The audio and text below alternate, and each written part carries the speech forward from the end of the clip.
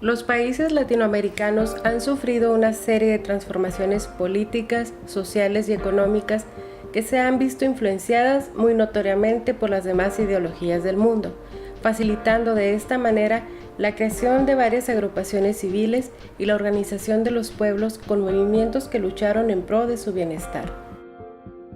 Transcurridos los años 60, los conceptos de gobierno, lucha, cultura y libertad cambian de manera dramática a partir de las revoluciones intelectuales, políticas y culturales que fragúan al mundo secuencialmente. Al finalizar esta década, numerosos países latinoamericanos despertaron en el área de las ciencias sociales debido a la influencia de movimientos civiles europeos, repercutiendo en la economía y creando inconformidad social. La década de los 70 es también el tiempo de los movimientos estudiantiles. Los campos interesados en el cuidado de la salud mental se unen a la causa, ya que el clima sociopolítico de la época demandaba la participación de profesionales en el área social, a fin de crear nuevas alternativas que lograran la reivindicación de los grupos marginados. A pesar de que las exigencias de la época inclinaban los esfuerzos hacia una psicología social, ya se percibía el trabajo de profesionales latinoamericanos que con un enfoque en el área de la neuropsicología trabajaban en ella a través de la influencia de grandes figuras del periodo moderno, donde se da la colaboración de neurólogos, neurocirujanos, psicólogos, etc., como es el caso del psicólogo y médico ruso Alexander Luria con su discípulo Rubén Ardila de Colombia.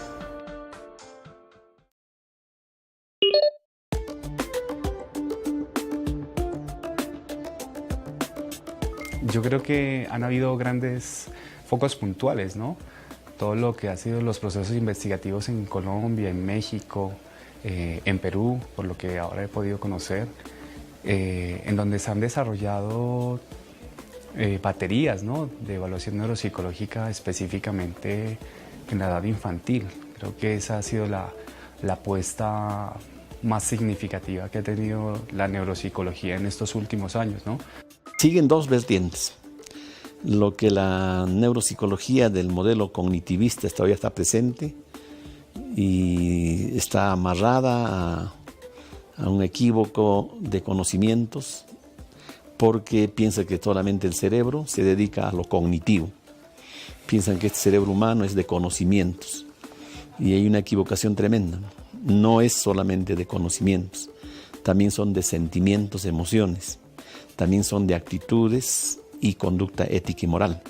La neuropsicología en Latinoamérica tiene dos pilares que son muy importantes.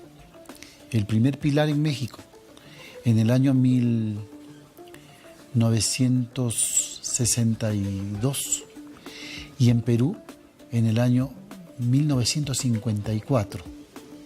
Aparecen los primeros neuropsicólogos en esta parte del continente. Desde aquella fecha, el avance no ha sido muy significativo, por lo menos en lo que significa en las facultades de medicina. Más bien, sí he visto un progreso muy importante en las facultades de psicología. Los psicólogos se han interesado mucho más en esta especialidad. La razón por la que eso es así, creo que es porque el médico todavía sigue viendo en la neuropsicología algo así como un ente abstracto, un ente que no puede palpar, que no puede oler, que no puede mirar, escuchar. Y esto, el problema más grave es porque todavía estamos lamentablemente en el problema de la concepción o de la relación mente y cerebro. Problema que no se logra hasta el día de hoy resolver, por lo menos con los paradigmas que existen.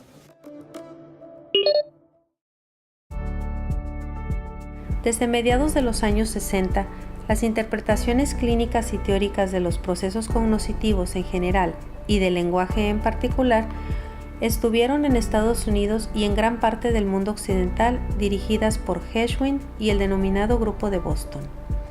El Boston Veterans Administration Hospital, con su centro de investigación de las afasias, dirigió las interpretaciones teóricas y las aproximaciones clínicas, También entrenó una miríada de profesionales provenientes de diferentes partes del mundo. Los psicólogos latinoamericanos fueron muy receptivos a las nuevas tendencias derivadas del análisis experimental y sus aplicaciones, donde Latinoamérica ha sido pionera. En Brasil, esto se remonta a 1961 con la visita de Fred Keller a la Universidad de Sao Paulo y en 1964 a la Universidad de Brasilia. Durante esta segunda estadía, organizó el Plan Brasilia coordinado por Carolina Bori, el cual consistía en el sistema personalizado de instrucción que más adelante se denominó Sistema Keller. En México se destaca la obra de Sidney Billou, quien estuvo varias veces en dicho país y fue el impulsor de uno de los principales centros de investigación y aplicación en el análisis experimental del comportamiento en la Universidad Veracruzana en la ciudad de Jalapa. La Asociación Latinoamericana de Análisis y Modificación del Comportamiento, fundada en 1975, tuvo gran influencia en este desarrollo del análisis experimental en el continente. El énfasis fue aplicado a la educación y especialmente al retardo en el desarrollo, pero también se hizo investigación básica. Se fundaron laboratorios en los cuales se construyeron o importaron cajas de Skinner y registradores acumulativos. Se escribieron libros y artículos y se publicaron revistas. Entre ellas, se destacó la Revista Mexicana de Análisis de la Conducta, fundada en 1975. Este grupo lo promovieron Emilio Ribes y Florente López. En 1972, el uruguayo Mendilarzu se adentró en el campo de la investigación sobre las afasias y los déficits construccionales resultantes de lesiones cerebrales. Quirós, en Argentina, desarrolla toda una línea de investigación relacionada con problemas de aprendizaje. Esto último encauzó el trabajo de Juan Ascuaga, quien desarrolló en Argentina toda una escuela neuropsicológica centrada particularmente sobre problemas infantiles y su influencia en otros países, como México y Colombia, en los cuales se torna notoria. La corriente de pensamiento de Vygotsky y Luria, la epistemología genética de Jean Piaget, las investigaciones de Ekain y Ajuriaguerra, entre otros, enriquecían las investigaciones sobre la afasia y los trastornos del lenguaje infantil. Tal interés se ha continuado y desarrollado en los países del Cono Sur a través de Ascuaga, Bravo Valdivieso, Condemarín y muchos más. En los años 70 se crea el Instituto Neurológico de Colombia. Unos 10 años después se lleva a cabo el Congreso Internacional de Neuropsicología en Bogotá, que fomentó el surgimiento de la Asociación Latinoamericana de Neuropsicología y la creación del primer departamento de neuropsicología adscrito a una institución hospitalaria. Alfredo Ardila ha publicado cerca de 350 artículos y capítulos de libros, así como 30 libros y monografías sobre temas relacionados con la organización cerebral de los procesos cognitivos, los trastornos del lenguaje oral y escrito, en caso de patologías cerebrales, bilingüismo y temas relacionados. Por otra parte, en Perú, Trelles aparece como miembro del comité editorial de la revista Neuropsicología prácticamente desde su misma fundación en los años 60. Posteriormente, Artidoro Cáceres, en 1983, estrechamente ligado al grupo francés de Ekain y Lermit, crea toda una escuela y una tradición neuropsicológica. Un acontecimiento de importancia decisiva en el desarrollo de la neuropsicología latinoamericana lo representa la traducción al español por la editorial Fontanella de Barcelona durante los años 70 y 80 de las obras de Alexander Luria, reforzando así la influencia soviética sobre la neuropsicología en América Latina, la cual ha sido particularmente notoria. El neurólogo Marín inicia en Chile la investigación sobre alteraciones afásicas del lenguaje, que posteriormente se continuará con figuras como Donoso y con los grupos de trabajo de Valdivieso y Saavedra. La revista Acta Neurológica Latinoamericana serviría desde años como foro para la publicación de trabajos latinoamericanos en neuropsicología y su difusión a nivel continental.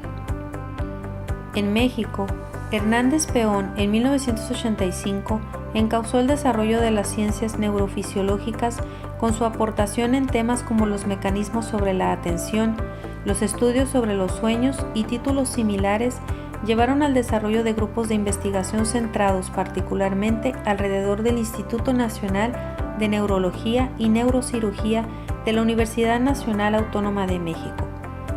Recaredo inicia la investigación sobre afasias y Castellanos ocupa la cátedra de neuropsicología. Más adelante, otras figuras como Julieta Eres y Chamorro retomaron el trabajo clínico investigativo y docente en el Instituto Nacional de Neurología y Neurocirugía. La Asociación Latinoamericana de Análisis y Modificación del Comportamiento, ALAMOC, reúne personas interesadas en aspectos básicos y aplicados del análisis experimental, incluyendo psicólogos, psiquiatras, educadores y otros profesionales desde su fundación en Bogotá en los años de 1975. Sin embargo, la incesante inestabilidad económica produce recortes en recursos destinados al sector educativo, sesgando la retroalimentación entre académicos. Debido a esto, en 1981 se lleva a cabo en Bogotá un Congreso Panamericano de Neuropsicología, en donde se logran reunir más de 700 personas procedentes de 14 países. Ahí surge la necesidad de crear una sociedad latinoamericana de neuropsicología para fortalecer los grupos nacionales y establecer mejores mecanismos de comunicación entre distintos países, así como crear un órgano de difusión a nivel latinoamericano. En Medellín, Colombia, con la coordinación de Pineda y la asesoría de Lópera, aparecen en 1987 las primeras investigaciones de la Sociedad Neuropsicológica Antioqueña sobre la demencia unida a la enfermedad de Parkinson.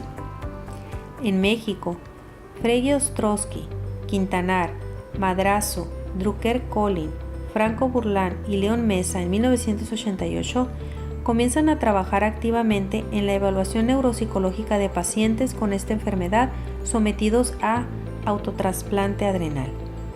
Durante los años siguientes surgen 5 sociedades nacionales de neuropsicología: la mexicana, peruana, colombiana, chilena y la Sociedad Neuropsicológica Argentina.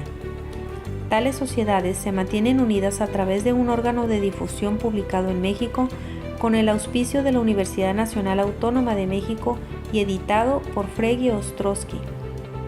Alfredo Ardila realiza las funciones de director del boletín y coordinador de la sociedad.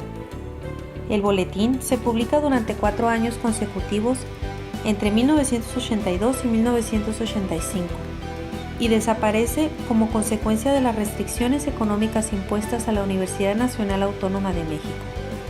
Más adelante, la sede en Miami es convocada igualmente bajo la dirección de Herrera, quien desarrolla también una concentración en neuropsicología. Sin embargo, en diversos países se organizan cursos de posgrado en neuropsicología dependientes usualmente de las facultades de medicina y de psicología. Tal es el caso de Chile, Perú, México y Colombia. Cairo Valcárcel, en 1984, desarrolla trabajos investigativos en Cuba, así como docentes y asistenciales, dependientes de la Universidad de La Habana. Mientras que Matute, en Guadalajara, estudia el fenómeno de las afasias en analfabetas. Frege Ostrowski, Canseco Quintanar, Navarro, Meneses y Ardila en 1985 analizan en la Ciudad de México la incidencia del nivel educacional en la ejecución de pruebas neuropsicológicas. Ardila y Rosselli, en Colombia, estudian la ejecución de sujetos analfabetos en distintas tareas de evaluación neuropsicológica. El 22 de junio de 1989, y debido a una propuesta de Juan Enrique Ascuaga, secundada por Alfredo Ardila, se funda la Sociedad Latinoamericana de Neuropsicología, por sus siglas SLAN, en la ciudad de Buenos Aires, Argentina.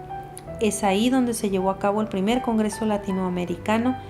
En la actualidad se continúa promoviendo la retroalimentación y distribución de estudios concernientes a dicha disciplina por medio de congresos, simposios y asambleas alrededor del mundo, la circulación de revistas, divulgación de artículos, así como los programas de formación académica, etc. En diversos hospitales existen servicios de neuropsicología que cumplen una función fundamental en el diagnóstico y tratamiento de los pacientes con patologías cerebrales. Además de la actividad clínica, existen también un desarrollo importante de la neuropsicología experimental, representado especialmente por la doctora Fregi Ostrowski en la Universidad Nacional Autónoma de México. La neuropsicología tiene básicamente 3 áreas de aplicación actualmente. Una parte es en la investigación, es cómo se genera en el cerebro conductas tan complejas como la memoria, la atención, el lenguaje, cómo tienen que ver las funciones ejecutivas, esta capacidad que tenemos de planear, organizar y secuenciar. Y entonces esto se investiga en el laboratorio para entender cómo se generan estas conductas. Pero tiene 2 áreas muy importantes de aplicación clínica. Una es en el desarrollo de instrumentos neuropsicológicos que nos permitan conocer el perfil cognitivo comportamental de las personas que están teniendo alteraciones por muchos factores, alteraciones por traumatismos craneoencefálicos, alteraciones por enfermedades genéticas, alteraciones por embolias, alteraciones asociadas a procesos degenerativos, asociados a la edad. Entonces, tiene una base muy importante en la neuropsicología clínica. Y una tercera aplicación es en el desarrollo de técnicas de rehabilitación de todas estas funciones. Actualmente la medicina ha logrado que se salven muchas personas que en otras etapas de la humanidad hubieran fallecido. Actualmente salvamos a la gente, pero lo que queremos es que se reincorporen en la medida de lo posible a que sean funcionalmente independientes tanto en su vida cotidiana y que se pudieran reincorporar al trabajo para mantenerse ellos mismos y a sus parejas o a sus familias. Desafortunadamente, la deficiente divulgación de los trabajos realizados en los distintos países latinoamericanos y la poca comunicación entre los mismos ha limitado el desarrollo científico potencial en conjunto. Por otra parte, la contribución a la investigación científica aislada, incongruente con los vastos índices de población en vías de desarrollo que se enfocan más a la atención emergente que a la prevención, merma el aporte científico latinoamericano, como lo sugiere Ardila en el artículo El futuro de la neuropsicología en Latinoamérica. Sin embargo, la neuropsicología en Latinoamérica cuenta con las herramientas necesarias que la han llevado a recorrer un largo camino en la aportación científica en los más de 50 años respecto al estudio de la cognición y la conducta, así como sus patologías. Por lo que es necesario continuar compartiendo los conocimientos como comunidad y fortalecer las áreas de la docencia, investigación y práctica clínica, promoviendo la colaboración y pensando en una perspectiva de salud pública.